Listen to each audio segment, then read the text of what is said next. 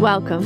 I'm Harmony Slater, your host of the Finding Harmony podcast. Over the past 20 years, I've taught thousands of yoga teachers and students to explore the intersection between ancient wisdom and modern everyday life, using mind-body practices to heal, awaken, and manifest their dreams from the inside out.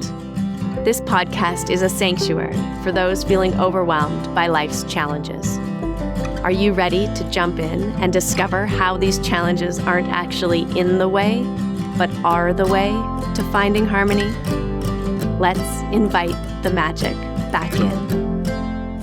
Hi, you're listening to the Finding Harmony podcast, and I'm your host, Harmony, and I'm so excited to share this incredible interview with you today. We are meeting with an amazing human being, Paula Vital, a lawyer turned mindfulness coach and yoga therapist, also a listener and an Ashtanga yoga practitioner, close to my heart, living in Toronto, Canada.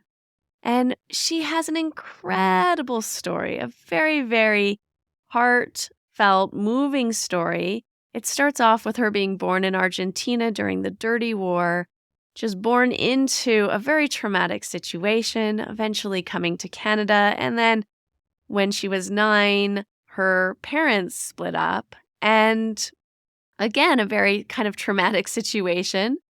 But despite all of these difficulties in her early childhood, she became an excellent student, excelling at everything, working so hard, total A-type personality, and finally hit a place where she just wasn't being successful anymore, was burnt out, and her sister helped her into a whole entire new world and field of awakening and awareness.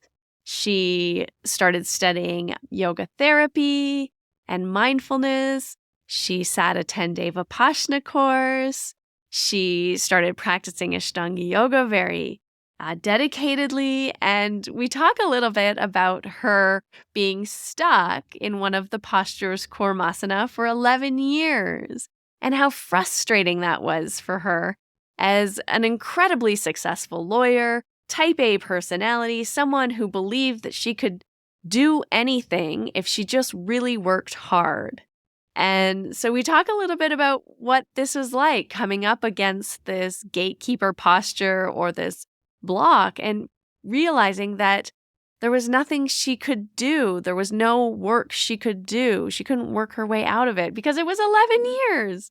And so it ended up being one of her greatest teachers. And also it helped her to move more into some of these deeper aspects of mindfulness and yoga therapy, and looking at all of the deeper patterns that yoga starts to bring up and out when we commit to a practice. So I think you're really going to resonate with a lot of what we talk about, and also be deeply touched and moved by her story. It's really, really incredible, and I can't wait to jump in with you. So let's get started.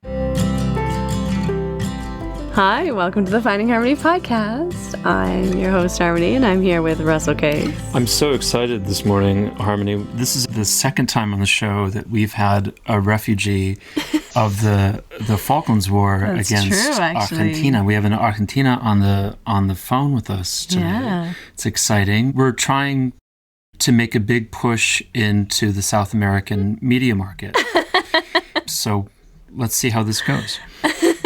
Perfect. Hello, Paula. Who was your first Argentinian guest? She was the model that went to England. The model that went to England. No, she was. She was a model.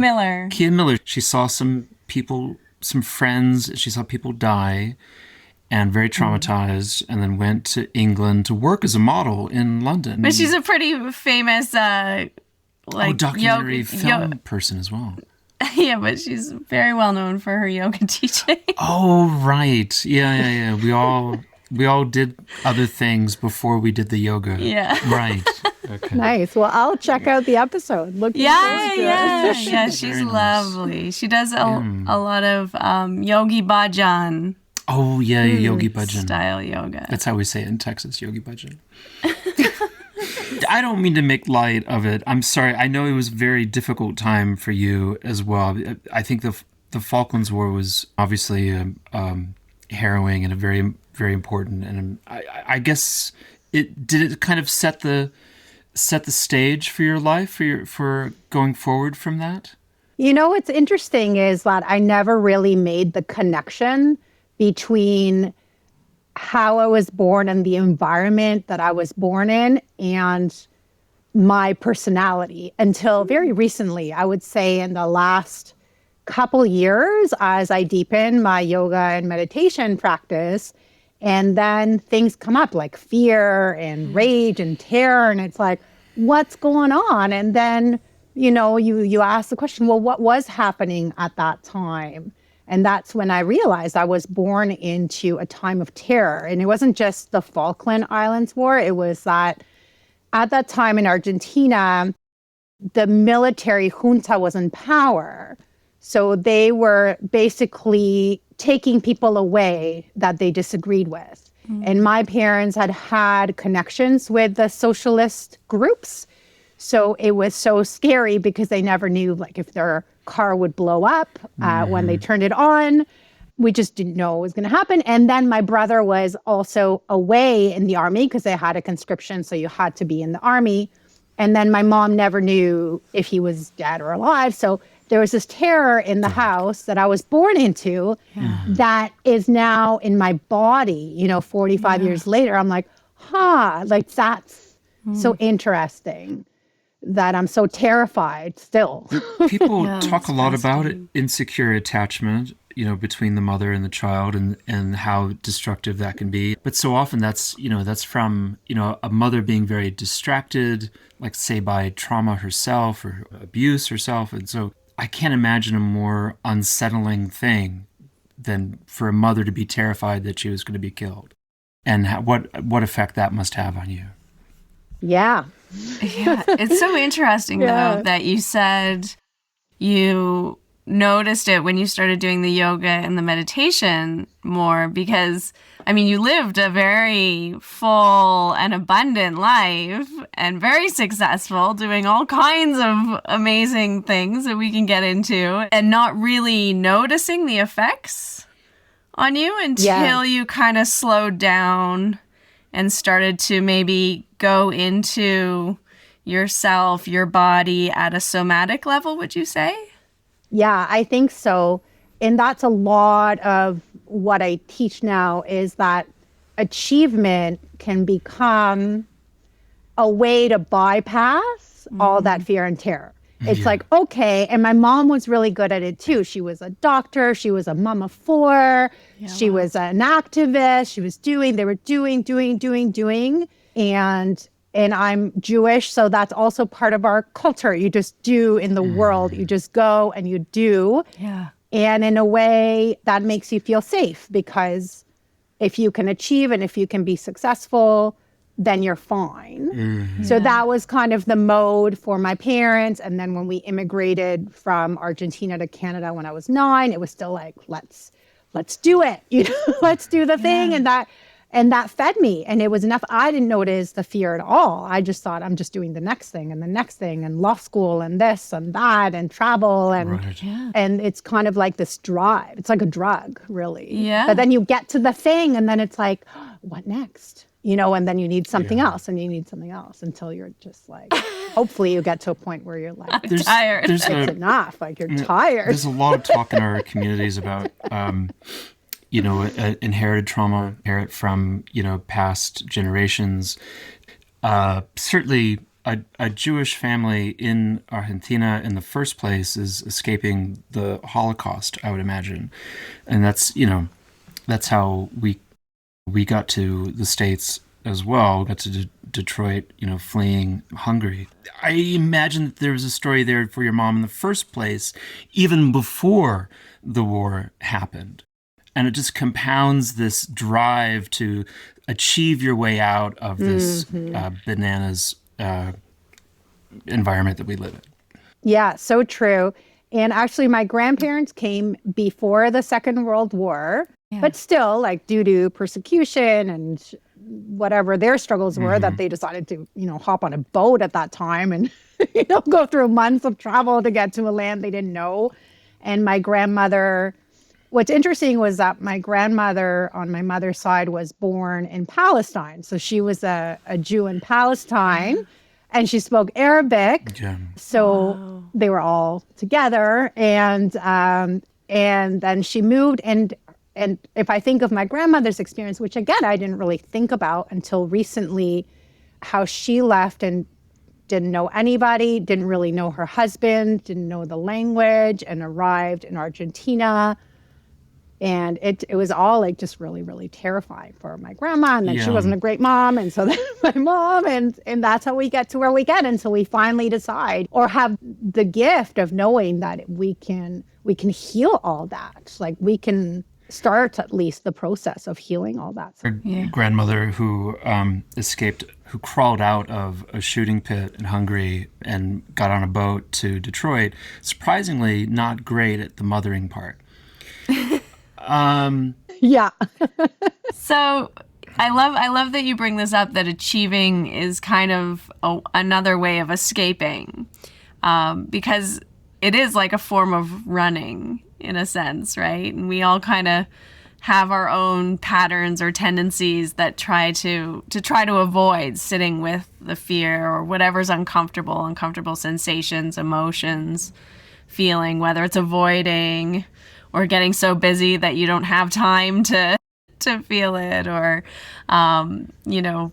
maybe it's a certain emotional pattern that we fall into, right? Or binging Netflix, who knows, right? There's all kinds of ways to escape these days. And so for you ended up going to law school. You ended up working for the government of Canada. You traveled all around the world. What a model Jewish daughter. I mean, it's incredible. You ticked all the boxes.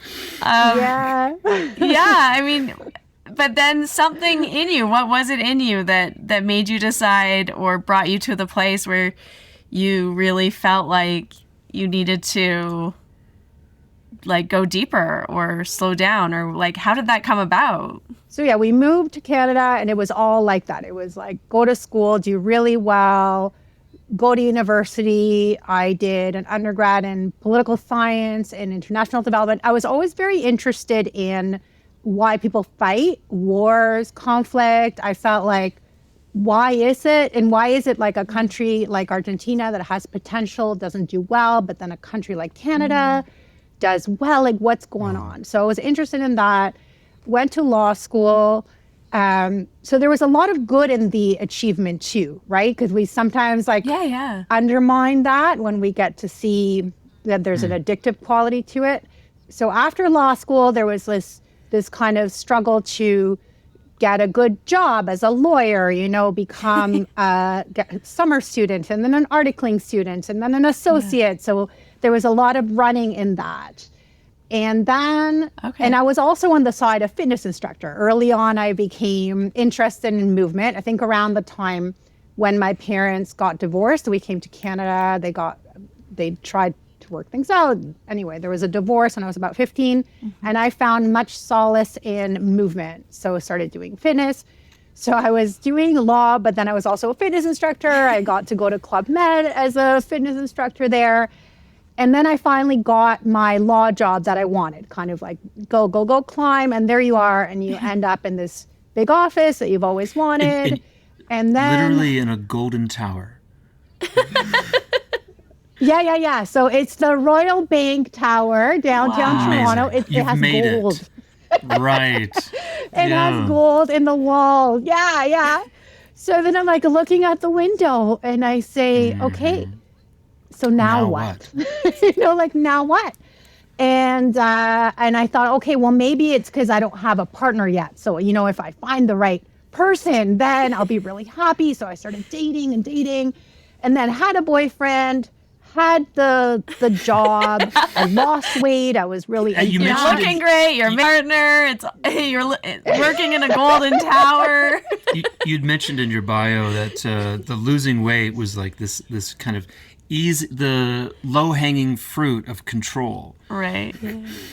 Yeah. It was really effective because then you like see it. It's like, Right. okay, if I eat this much, look what happens. And I look like, you know, the magazines kind of, I guess, or not, but you try, you know, and it keeps your mind focused. In a way, all the addictions are like a way to focus the mind, right? It's like I always had a calorie number in my head, so I didn't have to think about the fact that I was sad that my dad was moving out. You know, I just didn't have to think about that because I had the calorie in my head. And then I didn't really know what to do next, really. I was just like, okay, I have this stuff, but I still don't feel fulfilled.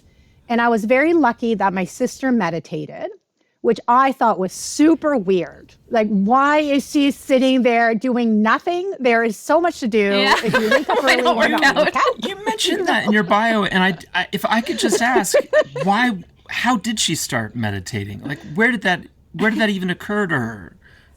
So that's a really good question. I'd have to ask her. She started earlier than me. She had some support group or someone passed her a flyer. Right. She had a similar story. She was a PhD, and then that didn't really work out. So she's older than me, so maybe she just went through the whole thing earlier. Okay. She got the answer before you. Yeah. So I'm not sure how she started, but I was like, what's that thing you're doing?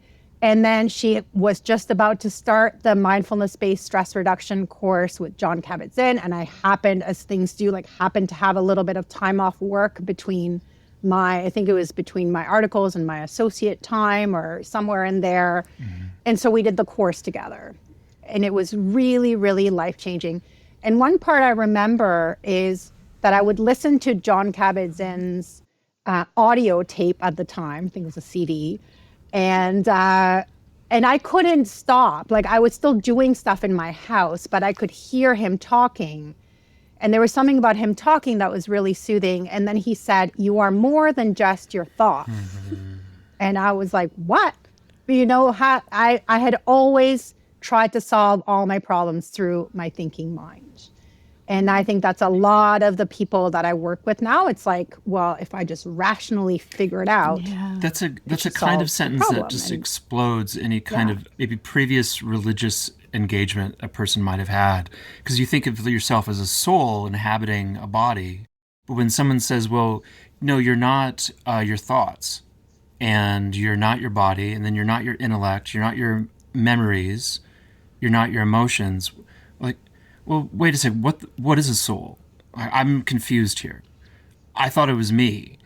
I thought I was those things. Yeah. That's Until they the tell soul. you don't have a soul. And you don't have a soul. And like, I'm totally, and then I'm literally, say, I think my experience of that was like reading the autobiography of a yogi and encountering that idea, that notion. It's like, it's literally mind blowing. Literally. Your mind literally explodes. Yeah. Yeah. That was my first philosophy class ever, was about identity and who are you, and negating, like doing a lot of different thought experiments. If you take out your mind from your body and you do a mind swap with someone, and now their mind's in your body, your mind's in their body, where are you? Oh. All these fun little experiments to basically show that we aren't our mind, we aren't our body, we aren't like any one of these things, and yet somehow they're kind of a part of who we are in a way. Mm-hmm. Wow. Yeah, and that reminds me of a story. One time I asked my mother, is there God? I guess I was interested in this stuff when I was little, but I'd forgotten. Like, what is there, and is there God? And she said no. She said that? Because she was a strong atheist. She's like, no, there's no God. Wow. There's only this. There's only this life. There's only this body. Wow. And so for her, until the days actually when she was dying, she never got my sister and my interest in meditation and yoga and all of that. Because she waste was just of time, yeah. Again, waste of time. Like, why not do stuff?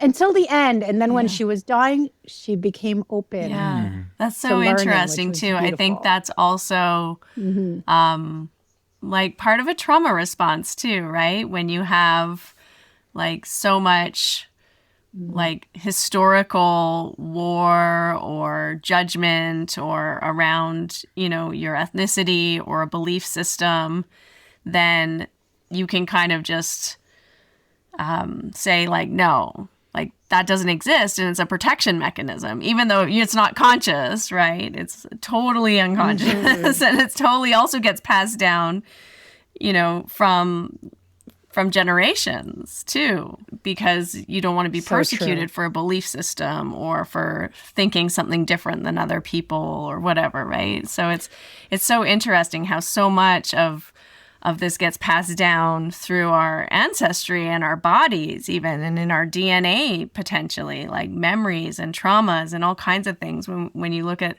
the epigenetics, it's stuff we don't even know happened. We might be affected by, which is really, really fascinating. I'd also like to offer that there's counterexamples as well, culturally speaking. That, you know, the war was enormously destructive to our family. The ability to self-regulate a stress response was in a state of arrested development. But you do see other cultures that respond to centuries of stress and harassment and bigotry with a deeper dive into the church or into the temple. Like a lot of the work that I was doing in teaching yoga to teachers, we were looking at ACEs and adverse childhood experiences and the effect on adults and their well-being and their health. And in some of the Title I communities or underserved communities I was working with in like Milwaukee, the ACE scores were off the charts among our teachers. We were all getting 9s and 10s, you know, because they'd all had a litany of abuse in the inner city of Milwaukee. But they were highly functioning people who were going to church every day. They had a community, Yeah, they had a way. Yeah, and that's been also shown, right? To have that community support and relationships, meaningful relationships, does wonders for longevity, health, happiness, satisfaction, success, you know, fulfillment, all those things. So it's so important to also have that. I mean, whether it's a religious community or not. Just to have meaningful, I think, relationships in your life is... But it's just so interesting that, like, you have this kind of term like a jubo. I'm not sure you've heard the term. What is that? But a Jewish Buddhist. And it feels like in our community, or a hubo. You know, there's been, a real turn away from the temple towards Eastern mysticism, and it seems like that's a story for you as well. Yeah. Well, we actually joined, even though my parents didn't believe in God, we did join a synagogue when we moved to Canada, just to have a place of belonging. And it was a little bit of an entryway for me. For some reason, I did decide I wanted to do a bat mitzvah, even though I have 3 older siblings that didn't do bar mitzvahs. I'm like, I want to do this thing. I started to sing in Hebrew. I became a song leader. And then I forgot about it when I went into university and all that. And then maybe it's because the way at least John Kabat-Zinn taught the mindfulness was so practical. It's like, here's a thing that you can do that is within your sphere of control. And he separated it from religion. Like, I didn't even connect the two. It was just like, just value yourself for being here in this moment. Like, you're actually perfectly okay as you are. If you're breathing, there's more right with you than wrong with you. So it was a relief. I think now there is more interest, at least in Judaism and maybe other religions as well, to bring in the more meditative elements that are actually there in a lot of religions. Like one of my teachers, Shinzen Young, he looked at various major religions and the meditative traditions within them and the similarities in his book, The Science of Enlightenment. So now in my synagogue, and I'm still a member, like now we're bringing it back. So yeah, so it's like there's all these techniques really to touch that place within yourself where everything's okay. And then if you can do it through religion, great. If that doesn't work for you and there's something secular that works for you, great. Or if it's another system like Buddhism, what I like, and I actually am doing Zen right now, is that it's just very logical. Like if you're a rational person like me, it's like, okay, well, here's the steps and this is how you experience liberation and this is why and this is how you help all sentient beings. Like it's just very good. And so I kind of I do both. I do a little bit of my ancestry and a little bit of yoga, which is Hindu based, and then a little bit of the Buddhism.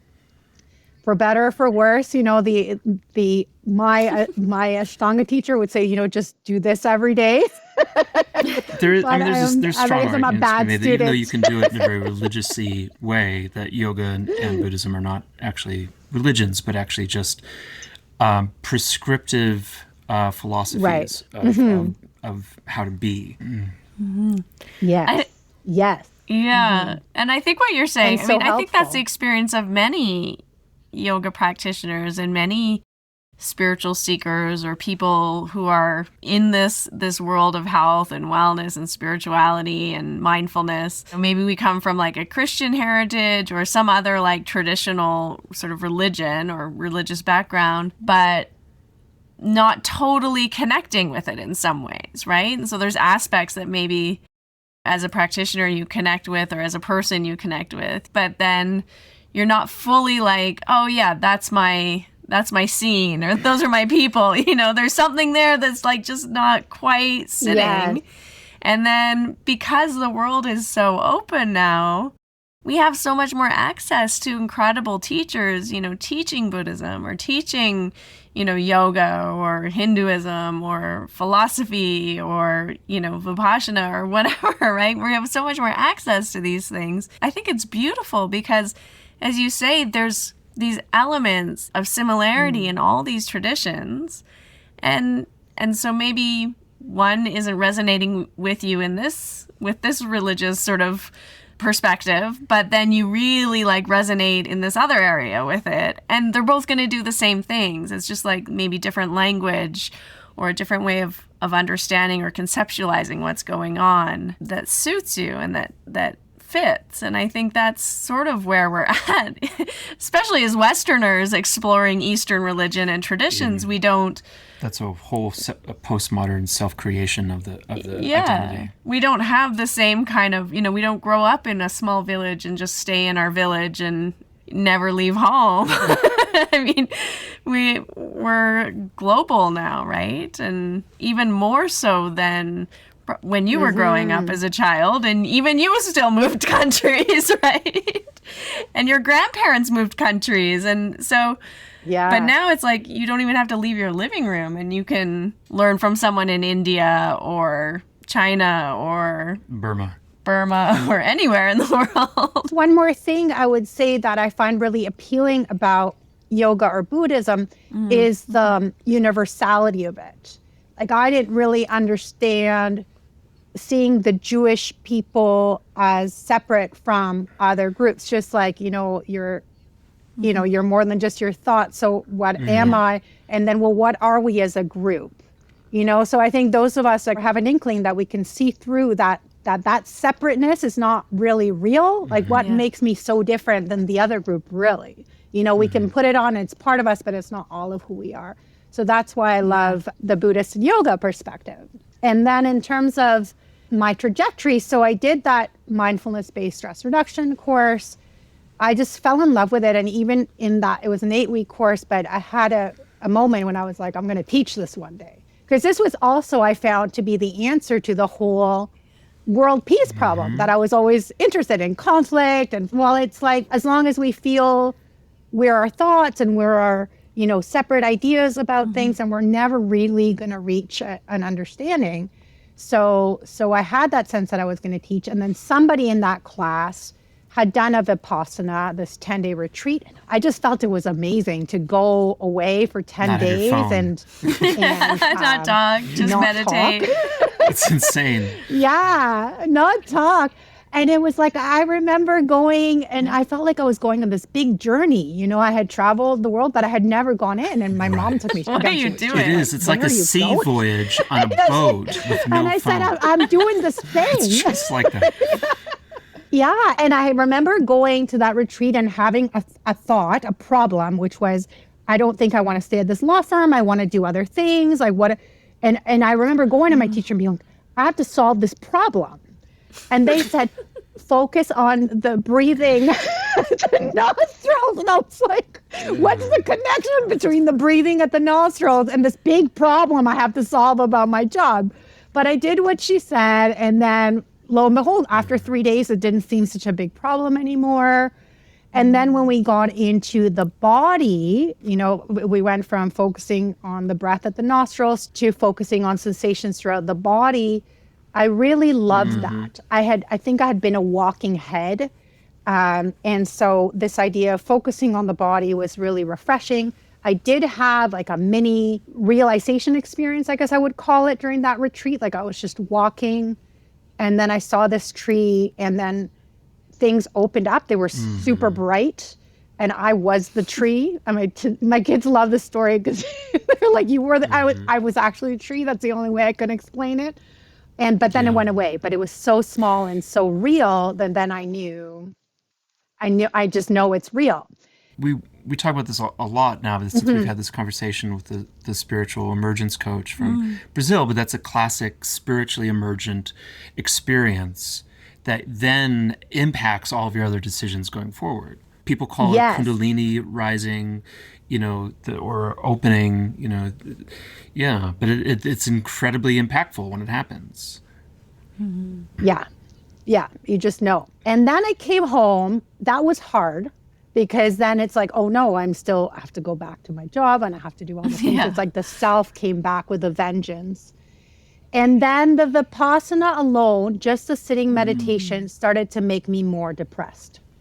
I was like heavy and, you know, and Goenka says you have to sit twice a day. So then it became this other to-do thing that I must sit for 2 hours every day, plus workout, plus go to my busy job. And it just became really, really stressful. So I found yoga really just as a way of merging the exercise and the meditation into one. Like if I do it all in one, I'll save time. And then I found that it moved my depression, that the movement of the body, and this is always what I find, that sometimes if I do too much asana, it'll activate too much and I need to just sit. But then if I sit too much, I start to go back into my kind of depressed, tight state, and I need to move the body. So I started to do both the meditation and yoga. I did a yoga teacher training. And then different types of meditation. You know, it can be observed in our community that the neuroses or the hyperanalysis that we're kind of programmed with can lead to that, you know, we're just up in our heads and we're not embodied enough. And I think that's again another, I think, catalyst for a call towards a mystical tradition that involves embodiment. And I can really see like, well, if you want to work out, then, you know, getting it all at the same time and, you know, getting your embodiment and your workout and your mindfulness approach all at the same time so that you can then go to, you know, back to your very busy job. You know, it all kind of makes sense, doesn't it? Yeah. And you were in Toronto when this was happening, and you just ended up in David Robson's class. Like, how did that happen? Okay. So then what happened was, so I'm like trying to get it all in. And then I started my yoga teacher training. It was just like a classical hatha teacher training. David Robson, funny enough, was teaching at that studio way back when. He was just like another teacher at that studio. It's Downward before Dog. He was all famous and stuff.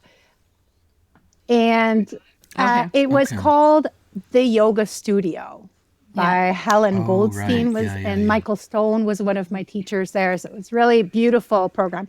But my only goal, I remember I was at my law firm and I said, wouldn't it be nice to be able to make the 5:30 class? To be able to leave work early enough that I can go to my yoga class at 5:30. And sometimes, it's those little desires that seem so simple that really change your life. And I was like, that's really what I want. I want a job where I can go to yoga at 5:30. And so that created my change from private sector law to government, the Ontario government, where I still have my job. It's still there. One of my many jobs is there. And then I was able to do that. And then, so the integration between the yoga and the work started to happen. People started to ask me, oh, what's that yoga you're doing? And I started to teach at work. I started to do some classes and some workshops at work. But then the Ashtanga came in because I had a baby. And so I had a baby and I didn't know I was at home with my baby and I didn't know what to practice for my yoga. I couldn't go to yoga class so easily. So I got David Swenson's book, the primary series. So I'm like, I'm going to do primary series. So I did that. And then I'm like, well, I might as well find a teacher that does this Ashtanga thing. So I went to David, really loved it. And then of course, turned it into another achievement, which Ashtanga can it's such a good teacher for that, but also very dangerous, right? Because it's like, great, I found a being practice, like I'm just being, but really it was a doing. It becomes like I wanted another to spiritual get the bypass, poses. as you mentioned. And it was like, oh, I'm just doing this thing, but it's really my meditation. But it really wasn't. It was like, I'm going to be really good at this thing. Until I got to Supta Kurmasana, and then I couldn't do it. And I was so angry because there was no amount of effort that was going to get my legs and my arms to bind.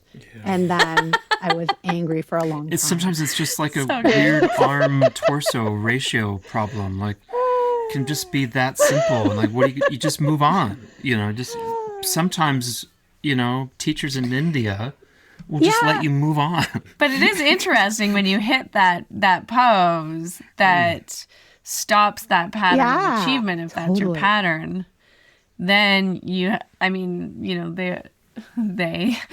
as a yoga teacher, Ashtanga teacher, we always say, well, that's where the real yoga begins, right? Is when you finally are confronted with yourself and your pattern. And you can't just, do the thing that comes naturally and easy to you, but you have to do the opposite in order to get the pose, which is very fascinating, right? Learning to do less and relax more. Not care so much, not define your sense of satisfaction or success or worthiness through achievement, through doing, through status, through success at asana or anything else, right? So what a nightmare. So it is interesting that, even though I think you're right that the Ashtanga system has this very sneaky way of kind of triggering these patterns that we have already ingrained with us oftentimes.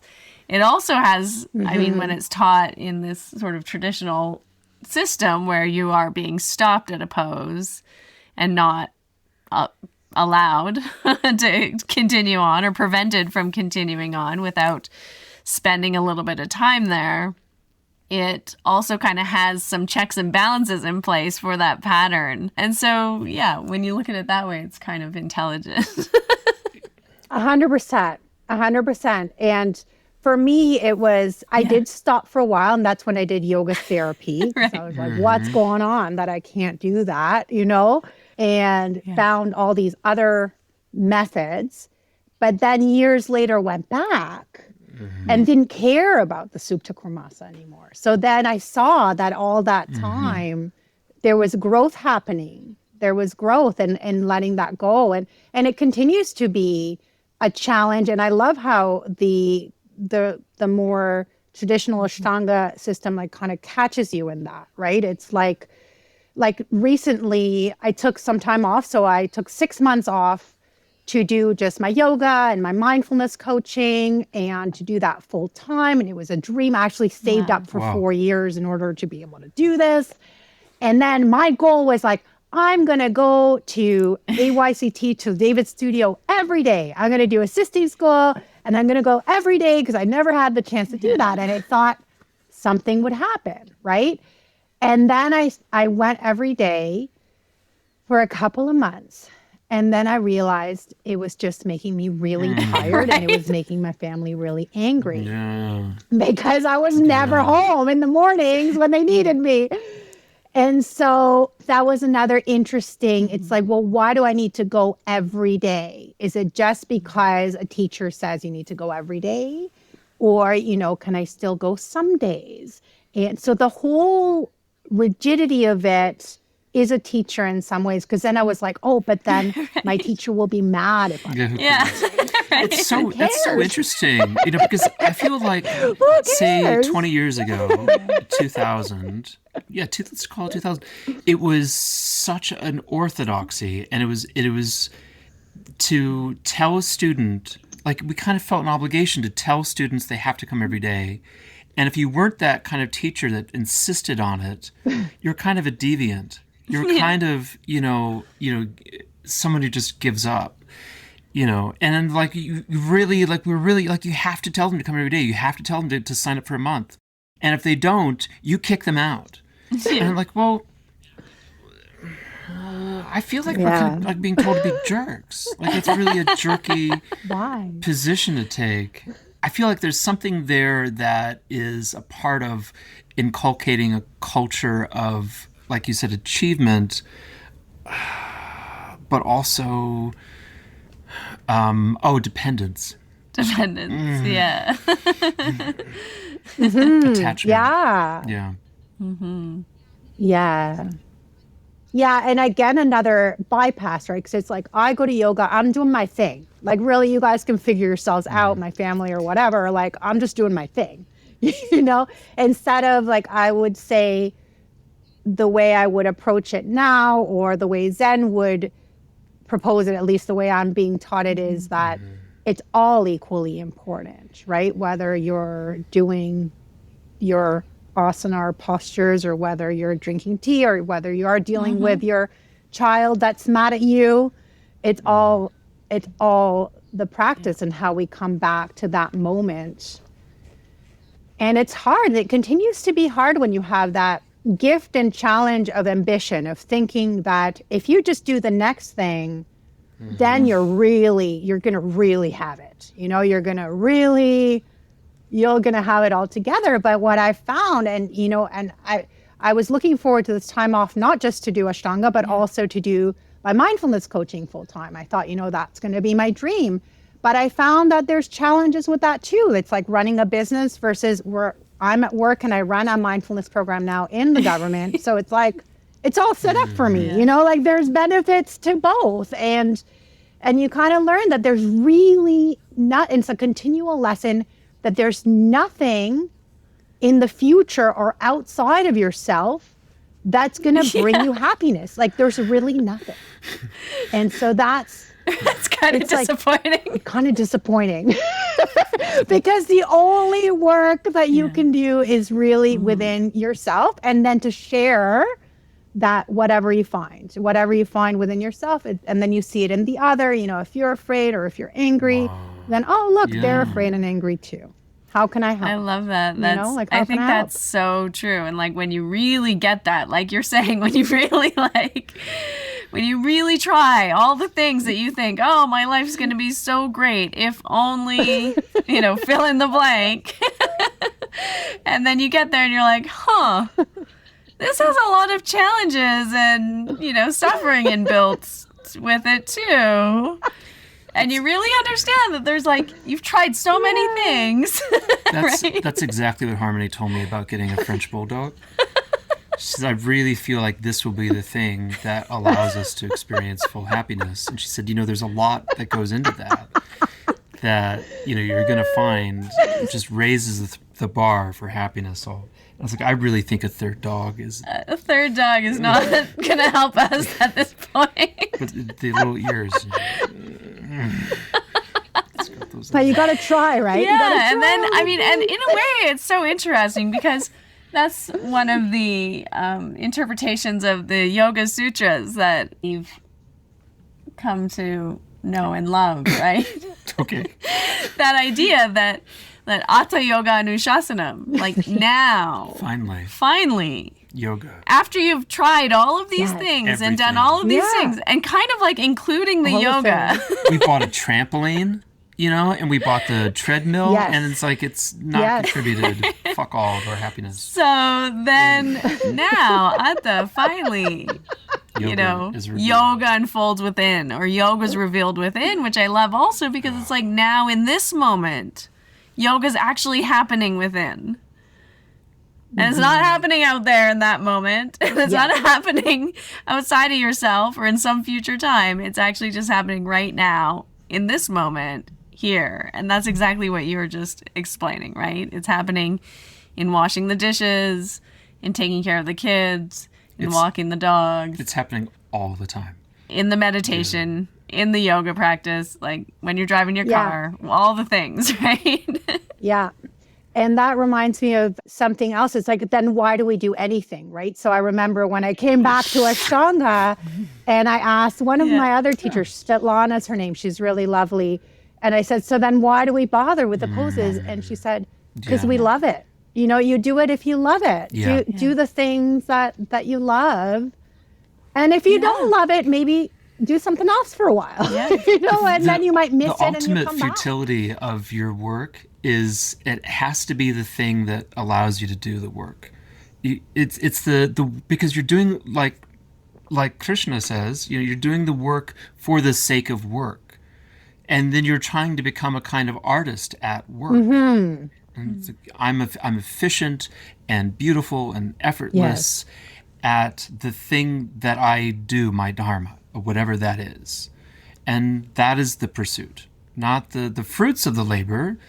All these paintings that I have that are going to be burned up when the sun explodes, in 4 billion years, which pains me. Or 5 years from now, we don't know. 5 years. I mean, okay, it's possible. But it's certainly in 4 billion years, all of my stuff will get burned up when the sun explodes. No one's keeping my stuff safe. And it's like, that's a real grim future for my work, But that wasn't the point. The point was the work itself. Yes.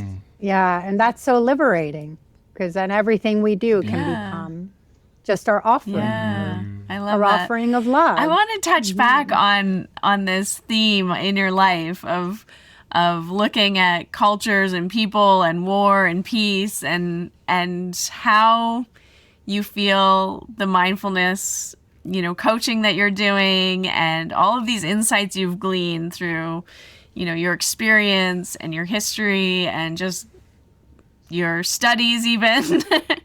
What is it that creates harmony, that creates love and harmony in between people or even within our own selves, which maybe is the key? Yeah, it's a great question. And I think it's actually very subtle because when we first go, like I did, to action in the world, to internal work, at least for me, there was this period where I was like, internal work is what matters the most, and that's what we should all do. And what I've realized, especially during my time off, where I wasn't doing policy work, I was just doing mindfulness coaching. And interestingly enough, the war in the Middle East broke out. I realized that that's not enough, that we need to do our internal work. So we need to address our fear and our anger and our delusion for sure. And then also, there are all these other people in the world that may or may not be doing their work, their internal work. And we have to meet them where they're at. And we have to, as best we can, contribute to solving problems in the real world. So now I kind of feel like do your internal work and then ask yourself, and I mentioned it before, like, how can I best help? And maybe for someone like me that for a while rejected the law and the policy, and I thought, I just want to do yoga all day, maybe it's actually going back, right? And doing some of the policy work and intergovernmental. And like I heard somebody today talk about the Abraham Accords in the Middle East. And like there's things that we can do in the world that are really practical that can help bring us towards peace, beyond just hanging out in the bliss of it. It's almost like that's the beginning. You know, we think when we touch it, it's like, oh, well, this is the end. Everybody should just, like I called my business Live the Present. And at first I was just trying to teach people to live the present. And I realized people didn't want to live the present. They wanted to, you know, lose weight or solve the problem or do this or, you know, and now my focus is helping people that are very unhappy at work, you know, because that was my story. And then how can you, in that workplace that may be full of people that are deluded, how can you bring a little bit more clarity? You know, how can you be almost like that little light that can help people see a little bit more clearly? And it's not such fun work.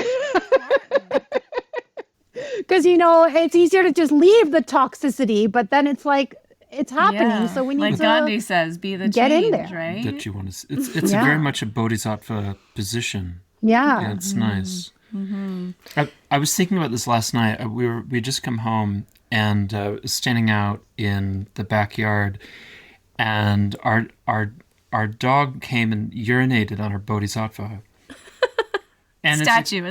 And it just sort of left. It was like, well, I don't know if I really need to do anything about this.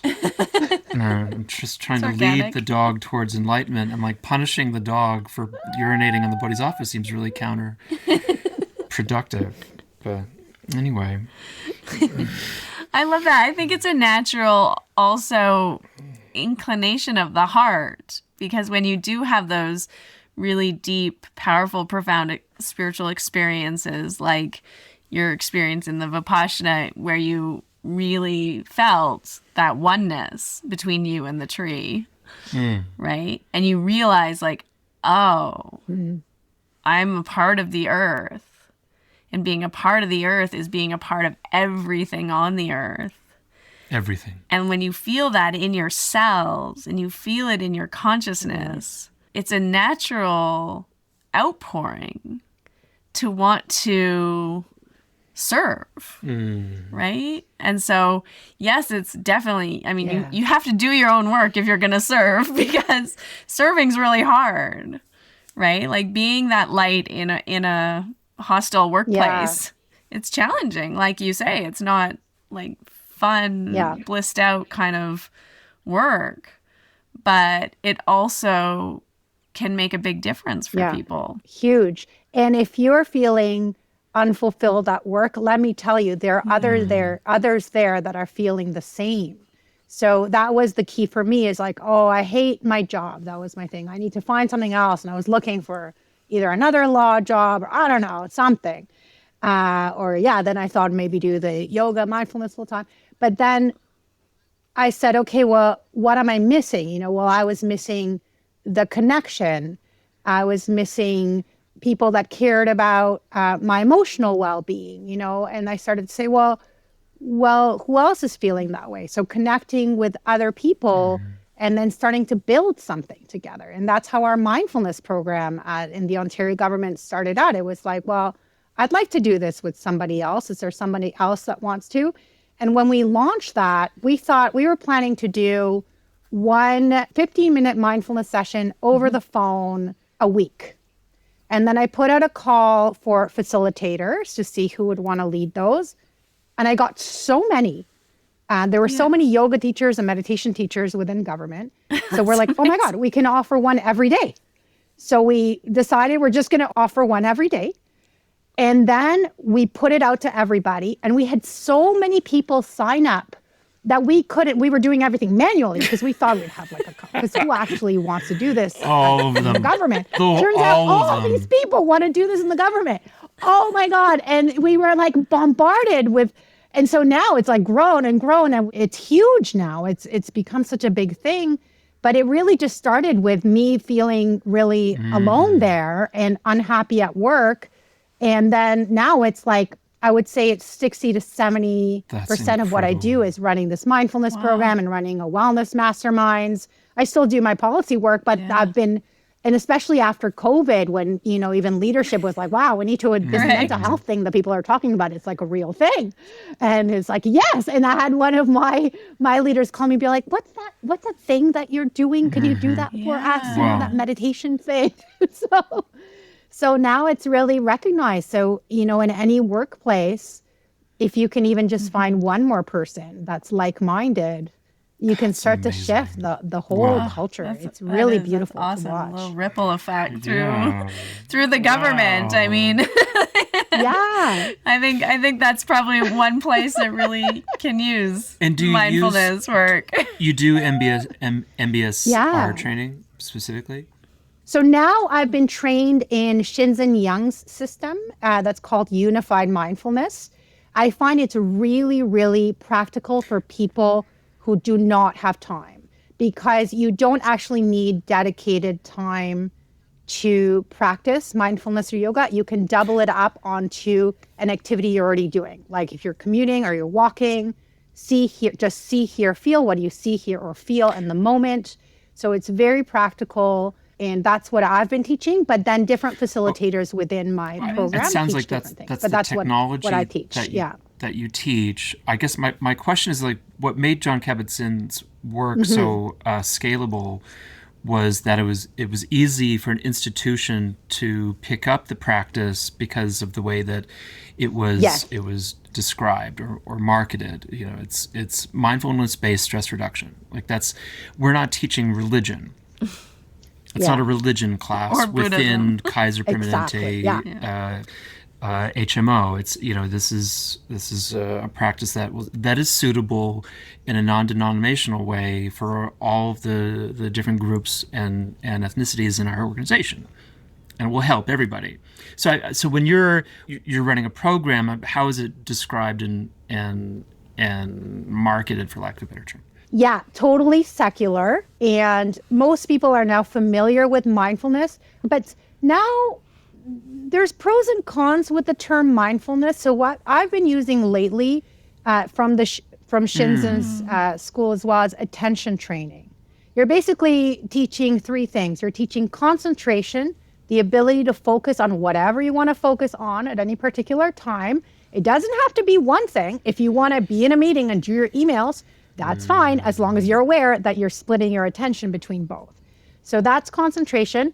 Sensory clarity, the ability to recognize what's actually happening in the moment, both outside of you, the emails coming in, people talking to you, internal to you. Oh no, I feel dread that there's a new deadline when I have to go and run and pick up the kids. So that's sensory clarity. This is happening outside. This is happening inside.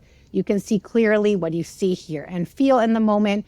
And then equanimity, which is the ability to be with pleasant and unpleasant and be okay with the reality that both are here and they come and go, and that you can just respond effectively to both pleasant and unpleasant in your life. So those are the three skill sets. But yeah, totally secular. You're just really teaching attention, which is now so hijacked also by, all the things that are trying to pull our attention. So it's like you be the master of your attention.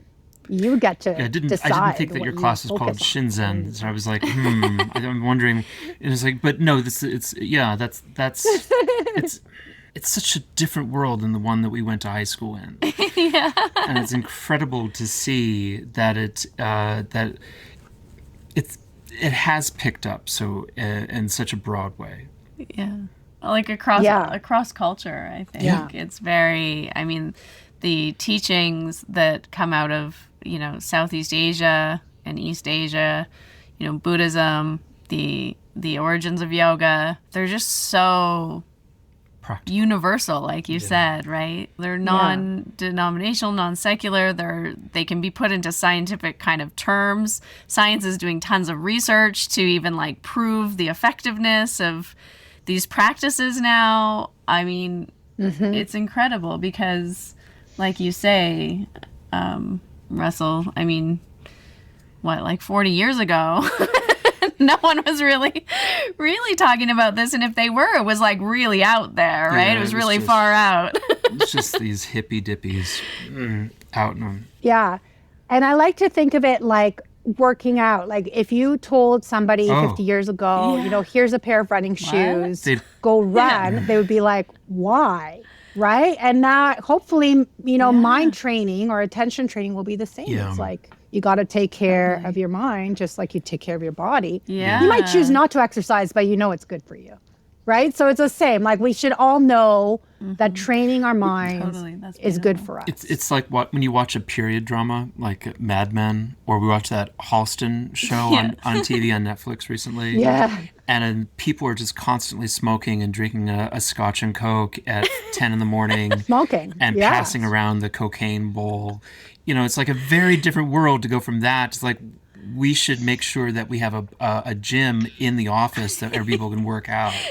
And then train them on attention, control, and mindfulness-based practices. Yeah, we're going to make sure that, Twitter offers a Mysore Ashtanga room, in the morning for our workers, like very different world.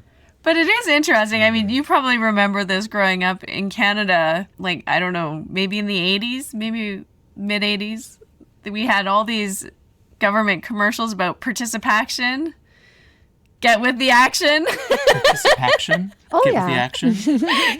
What kind of action was that? It was like a whole government campaign to get people out doing exactly that. Running, being active, like trying to do healthy habits. I'm just like, that's why your body. That's why I have cocaine, is why I'm more active. What are you talking about?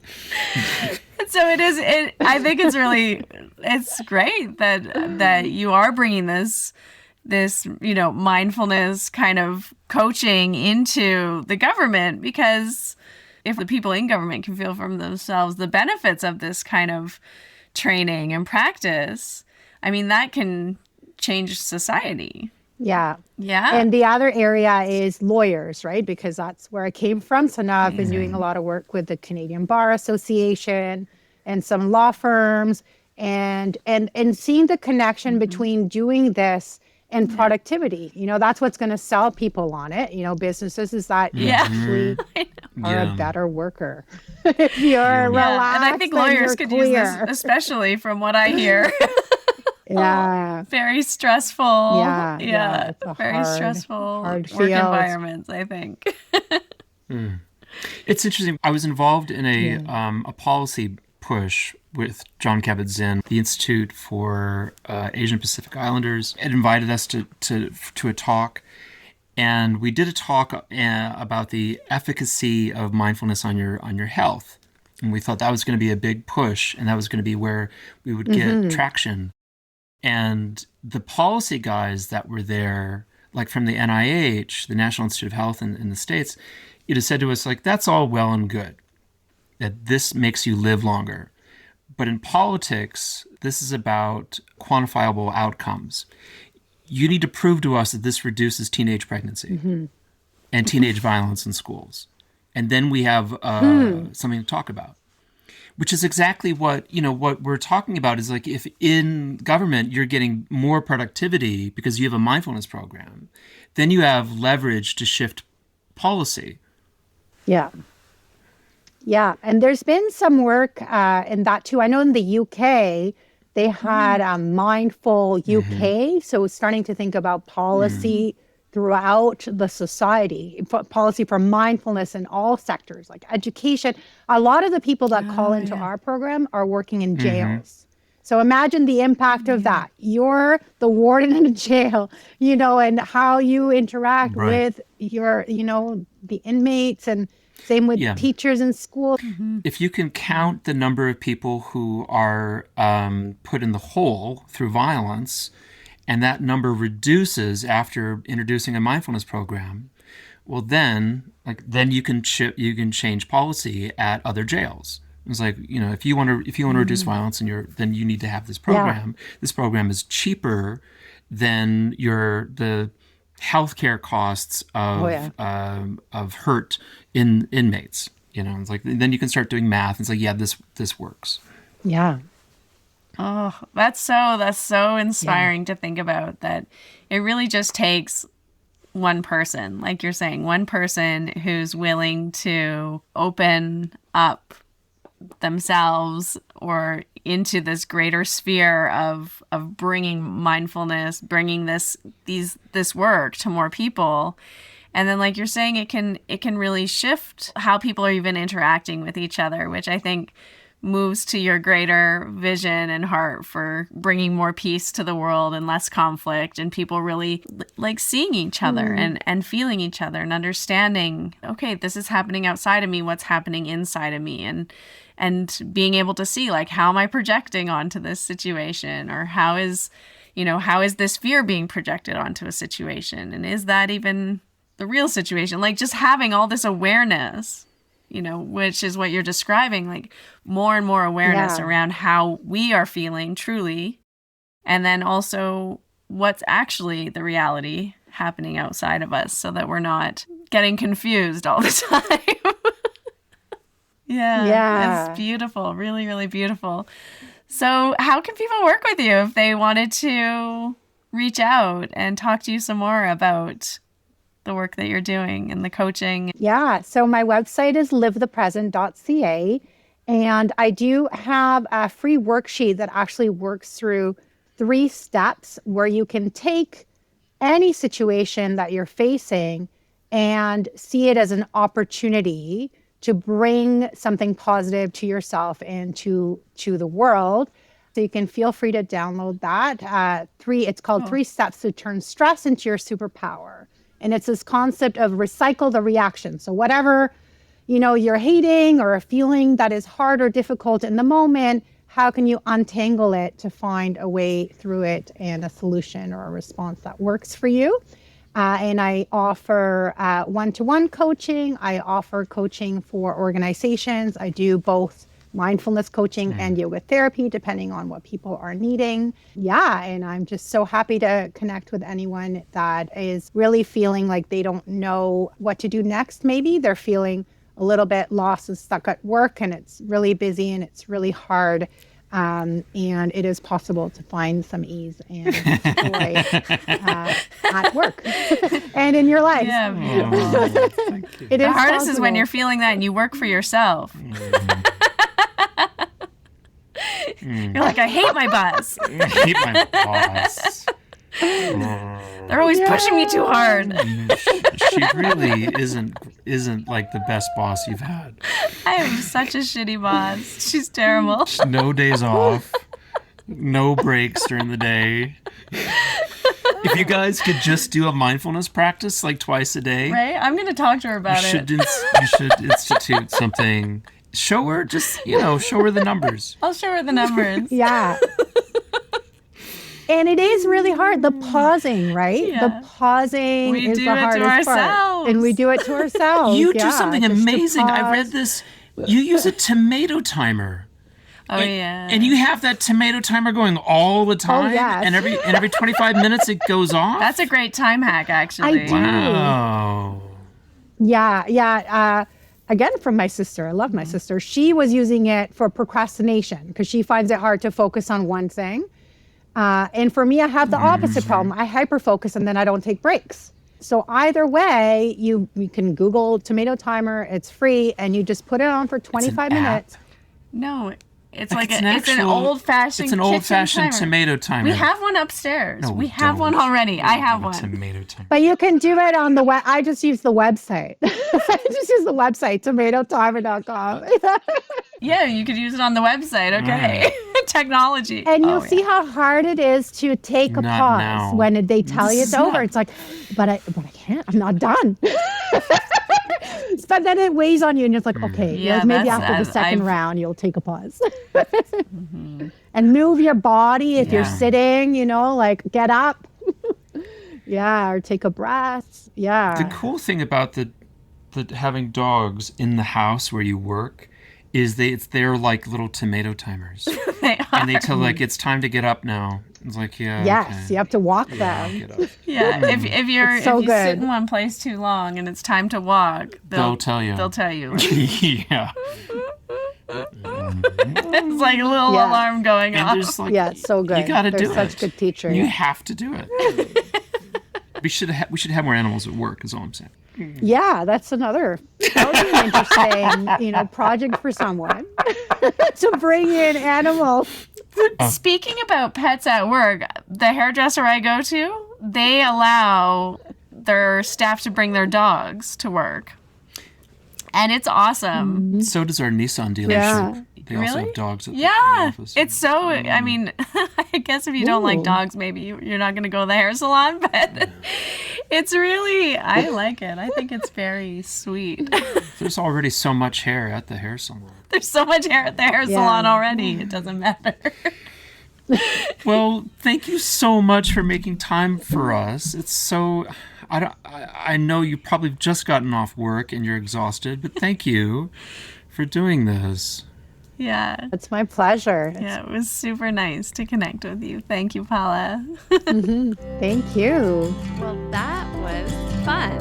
And if you are interested in exploring and having even more fun with me in person, then I'd encourage you to come save your spot and enjoy 10 days with me in this beautiful Turkish location in an intimate retreat setting.